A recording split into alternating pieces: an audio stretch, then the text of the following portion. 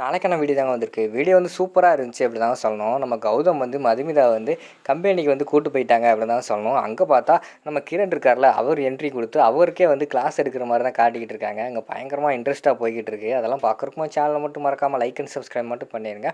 First எடுத்தோடனே வந்து நம்ம கௌதம் வந்து அங்கிட்டு போகிறாரு. டக்குன்னு திரும்பிட்டு மதுமிதாவை பார்த்து, மதுமிதா நீங்கள் சாப்பிட்டீங்களா அப்படிங்கிற மாதிரி கேட்காங்க. இல்லைங்க நான் சாப்பிடல, நான் இனிமேல் தான் சாப்பிட்ணும் அப்படிங்கிற மாதிரி சொன்னோன்னே, என்னங்க இவ்வளோ நேரம் வெயிட் பண்ணிக்கிட்டு இருக்கீங்க அப்படிங்கிற மாதிரி கேட்டவுடனே, இல்லைங்க நீங்கள் சாப்பிட்டு போனது பிறகு நான் சாப்பிட்லான்னு நினச்சேன் அப்படிங்கிற மாதிரி சொல்கிறாங்க. சரி உட்காருங்க, நானே உங்களுக்கு சாப்பாடெல்லாம் எடுத்து வைக்கிறேன் அப்படிங்கிற மாதிரி சொல்கிறாங்க. இல்லைங்க அதெல்லாம் வேண்டாம், நீங்கள் போய் ரெஸ்ட் எடுங்க, நான் சாப்பிட்டுக்கிறேன் அப்படிங்கிற மாதிரி சொல்கிறாங்க. அதெல்லாம் வேண்டாம், நீங்கள் எனக்கு வந்து சாப்பாடெல்லாம் எடுத்து வச்சிங்களே, நான் உங்களுக்கு எடுத்து வைப்பேன், கண்டிப்பாக உட்காருங்க அப்படிங்கிற மாதிரி சொன்னோடனே சரின்னு சொல்லிட்டு உட்காந்துடுறாங்க. உட்காந்தவொடனே சாப்பாடு கூட்டு குழம்பெல்லாம் எடுத்துகிட்டு போதுமான்னு கேட்டு எல்லாத்தையுமே எடுத்து கொடுக்குற மாதிரி தான் காட்டிக்கிட்டு இருக்காங்க. அதை அங்கிட்டு வந்து சகுந்தலாவும் அபிஷேக்கும் பார்த்துக்கிட்டு இருக்காங்க. எல்லாம் என் தலை விதி, இந்த வீட்டுக்கு வந்து இவ்வளோ கூட்டு வந்ததே பெரிய தப்புன்னு நான் இப்போ தான் நினச்சிக்கிட்டு இருக்கேன் அப்படிங்கிற மாதிரி வந்து அவங்க சொல்லிக்கிட்டு இருக்காங்க. அம்மா ஃப்ரீயாக விடுங்கம்மா, நான் அடிக்க போகிற அடியில் மதுமிதா வந்து ஆட்டம் காண போகிறா அப்படிங்கிற மாதிரி சொல்லிக்கிட்டு இருக்காங்க. டேய் அப்படியெல்லாம் அப்படி என்னடா பண்ண போகிற சொல்லுடா அப்படிங்கிற மாதிரி கேட்காங்க. ஏய் அதெல்லாம் இப்போ சொல்ல முடியாதுமா, நான் வந்து நேரம் வரும்போது சொல்கிறேன், அது ஒரு பெரிய ப்ராசஸ் அப்படிங்கிற மாதிரி சொல்லிகிட்டு இருக்காங்க.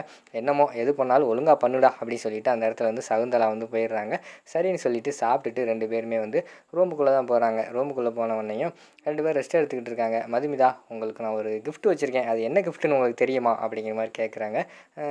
என்ன கிஃப்ட் வச்சுருக்கீங்க கௌதம் அப்படிங்கிற மாதிரி கேட்டோன்னே, கொஞ்சம் கெஸ் பண்ணுங்களேன் அப்படிங்கிற மாதிரி கேட்காங்க.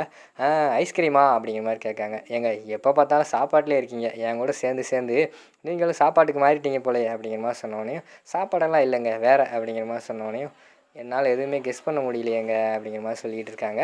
சரி இருக்கட்டும், நீங்களே சொல்லிடுங்க அப்படிங்கிற மாதிரி சொல்லிவிட்டு யோசிச்சுக்கிட்டு சொல்கிறாங்க. அதுவா, அது இருங்க அப்படின்னு சொல்லிட்டு பேக் எடுத்துகிட்டு ஒரு கிஃப்ட் எடுத்துகிட்டு அவங்க கையில் கொடுக்காங்க. ஓப்பன் பண்ணி பாருங்கள் அப்படிங்கிற மாதிரி சொன்னோன்னே மெதுவாக ஓப்பன் பண்ணுறாங்க.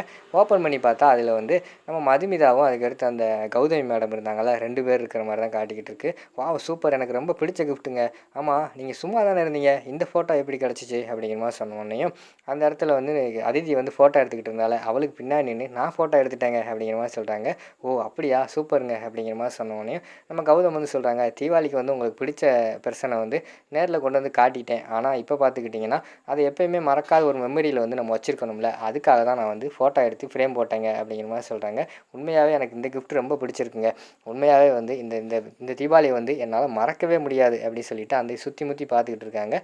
என்ன அங்கிட்டு இங்கிட்டு பார்த்துக்கிட்டு இருக்கீங்க, என்ன விஷயம் அப்படிங்கிற மாதிரி கேட்டவனையும், இல்லைங்க நான் வந்து இந்த இந்த இந்த ஃப்ரேமை வந்து எங்கே வைக்கணும்னு பார்த்துக்கிட்டு இருக்கேன், இது எப்போயுமே கண்படையே இருக்கணும் அப்படிங்கிற மாதிரி சொல்லிகிட்டு இருக்காங்க. அப்படியா அப்படின்னு சொல்லிட்டு அங்கிட்டு வைங்க இங்கிட்டு வைங்கன்னு சொல்லிட்டு எல்லா இடத்துலையும் வச்சு பார்த்துக்கிட்டு இருக்காங்க. கடைசியாக ஒரு இடத்துல ஃபிக்ஸ் பண்ணிடுறாங்க. ஃபிக்ஸ் பண்ணிவிட்டு டைரியில் வந்து எழுத ஆரம்பிச்சிடுறாங்க. மதுமிதா நீங்கள் டைரி எழுதுகிற பார்க்கும்போது என்ன எழுதுவீங்கன்னு எனக்கு தெரியல, அதில் என்ன எழுதுவீங்க அப்படிங்கிற மாதிரி சொல்கிறாங்க. அது சர்ப்ரைஸுங்க, அதெல்லாம் சொல்ல முடியாது, நான் டெய்லி டைரி எழுதுவேன் அப்படிங்கிற மாதிரி வந்து மதுமிதா சொல்கிறாங்க. நீங்கள் டைரி எழுதுறத பார்த்தா எனக்கும் அதை படிக்கணும்னு ரொம்ப ஆர்வமாக இருக்குங்க அப்படிங்கிற மாதிரி சொல்லிகிட்டு இருக்காங்க. ஓ அப்படியா, அப்படிலாம் படிச்சிடாதீங்க கௌதம் அப்படிங்கிற மாதிரி சொல்லிக்கிட்டு இருக்காங்க. ஆர்வமாக தான் இருக்குன்னு சொன்னேன், நான் படிக்க மாட்டேங்க அப்படிங்கிற மாதிரி வந்து அந்த இடத்துல அவங்க சொல்லிடுறாங்க. ரெண்டு பேருமே சிரிச்சுக்கிட்டு அப்படியே தூங்கிடுறாங்க. மறுநாள் காலையில் வந்து நம்ம கௌதம் வந்து கேட்காரு, தயவுசெய்து வந்து எனக்காக ஒரு ஹெல்ப் பண்ணுங்க அப்படிங்கிற மாதிரி சொல்கிறாங்க. என்ன ஹெல்ப் அப்படிங்கிற மாதிரி கேட்டோடனையும், எங்கள் கம்பெனியில் வந்து நீங்கள் சிலருக்கு வந்து கிளாஸ் எடுக்க முடியுமா அப்படிங்கிற மாதிரி கேட்காங்க. என்னது கிளாஸ் எடுக்கவா, அதெல்லாம் என்னால் முடியாதுங்க, நான் வந்து குழந்தைகளுக்கு கிளாஸ் எடுத்தேன், அங்கே எம்ப்ளாயி எப்படி கிளாஸ் எடுக்கிறது அப்படிங்கிற மாதிரி சொல்கிறாங்க. அதெல்லாம் ஒன்றும் இல்லைங்க, நீங்கள் தான் எப்பயும் போல் வீட்டில் தானே இருக்கீங்க, வீட்டில் என்ன பண்ணுறீங்க அப்படிங்கிற மாதிரி சொன்னோன்னே, சமைப்பேங்க, புக் படிப்பேன், தூங்குவேன் அப்படிங்கிற மாதிரி சொல்கிறாங்க. பார்த்தீங்களா எவ்வளோ போரிங்கான லைஃபு, தயவுசெய்து வாங்க அங்கே வந்து கிளாஸ் எடுங்க, யோசிச்சு பாருங்கள் அப்படிங்கிற மாதிரி சொல்லிகிட்டு இருக்காங்க. கொஞ்ச நேரம் யோசிச்சு பார்த்துக்கிட்டே இருக்காங்க. அங்கிட்டு பார்த்தா நம்ம வெளியில் இவங்கெல்லாம் என்ன பேசுகிறாங்கன்னு சொல்லிட்டு அங்கிட்டு அபிஷேக் வந்து பார்த்துக்கிட்டே இருக்காரு. கொஞ்ச நேரம் யோசிச்சு பார்த்துட்டு, சரிங்க நான் வேணால் வந்து கிளாஸ் எடுக்கேன், ஆனால் 2 வீக்ஸ் தான் எடுப்பேன், அதுக்கப்புறம் வந்து எனக்கு அங்கே வேறு ஒரு கிளாஸுக்கு போக வேண்டியிருக்கு, நான் போயிடுவேன் அப்படிங்கிற மாதிரி சொன்னோன்னே, சரிங்க உங்களுக்கு எவ்வளோ ஆர்வமாக இருக்கோ அத்தனை நாள் எடுங்க போதும் அப்படிங்கிற மாதிரி சொல்லிடுறாங்க. சரின்னு சொல்லிவிட்டு அவங்களும் கிளம்பி அங்கே ஆஃபீஸ்க்கெல்லாம் போயிடுறாங்க. அங்கே பார்த்தா கௌதம் வந்து நம்ம சந்தோஷ் இருக்கார்ல, அவரை பிடிச்சிட்டு, என்ன அந்த ரூமெல்லாம் ரெடி பண்ணியாச்சா, மைக்கெல்லாம் ஒர்க் ஆகுதா, அங்கே மார்க்கரெல்லாம் வாங்கியாச்சா அப்படி இப்படின்னு கேட்டுக்கிட்டு இருக்காங்க. நண்பா எதுக்கு நண்பா இப்படி படபடன்னு இருக்க, எல்லாம் கரெக்டாக இருக்குது அப்படிங்கிற மாதிரி சொல்லிக்கிட்டு இருக்காங்க. அங்கே பார்த்தா மதுமிதா வந்து என்ட்ரி ஆகுறாங்க.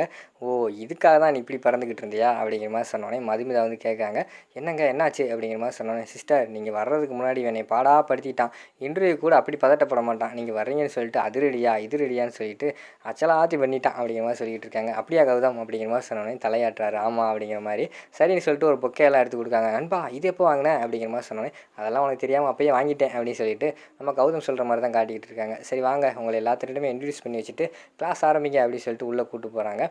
எல்லாட்டையுமே வந்து இவங்க தான் என்னோடய ஒய்ஃப், உங்களுக்கு வந்து கிளாஸ் எடுத்து கொடுக்க வந்திருக்காங்க அப்படி இப்படின்னு சொல்லிட்டு அந்த இடத்துல வந்து அவங்க இன்ட்ரடியூஸ் பண்ணி வச்சுட்டு கிளாஸ் எடுங்க அப்படிங்கிற மாதிரி சொல்லிகிட்டு இருக்காங்க. நீங்கள் இப்போ இங்கே இருந்தால் என்னால் எப்படி எடுக்கிறது அப்படிங்கிற மாதிரி சொன்னோன்னே, நீங்கள் எப்படி எடுக்கிறீங்கன்னு பார்க்குறதுக்கு தாங்க இருக்கேன் அப்படிங்கிற மாதிரி சொல்லிட்டு கௌதம் வந்து உட்காந்து பார்த்துக்கிட்டே இருக்காரு.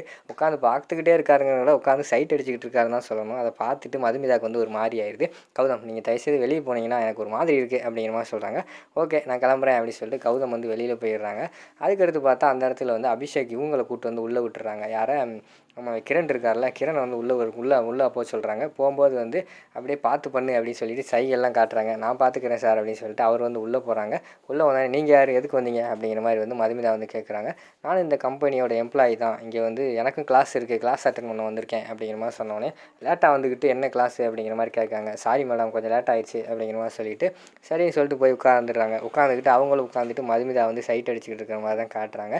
மேடம் எனக்கு ஒரு டவுட்டு, அந்த ஃபார்மில் வந்து ரிலேஷன்ஷிப்னு வருதுல்ல, அதில் என்ன போடணும் அப்படிங்கிற மாதிரி வந்து டவுட்டு கேட்குற மாதிரி தான் காட்டுறாங்க. அதோட பார்த்துக்கிட்டிங்கன்னா அந்த எபிசோடு வந்து முடிச்சிடுறாங்க.